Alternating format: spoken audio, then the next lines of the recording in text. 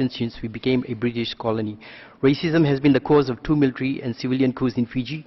Racism was institutionalized in Fiji to such an extent that it instilled in divisive attitudes ingrained in all communities, which have resulted in mistrust, resentment and suspicion.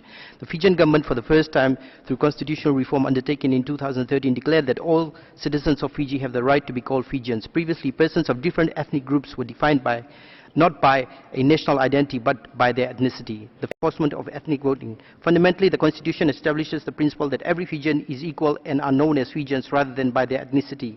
Unfortunately, this new provision was not supported by some members of our society who preferred citizens to be referred by their intersect. We must move beyond the politics and discourse of race.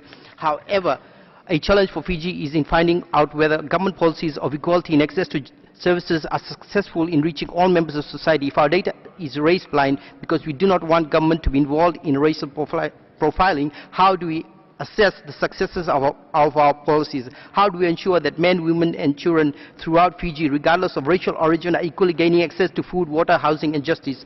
We no longer wish to define our people in terms of their race and religion, but we do want to ensure that our policies are benefiting all members of society and that possible racism in the provision of government services is not undermining government policy of substantive equality. We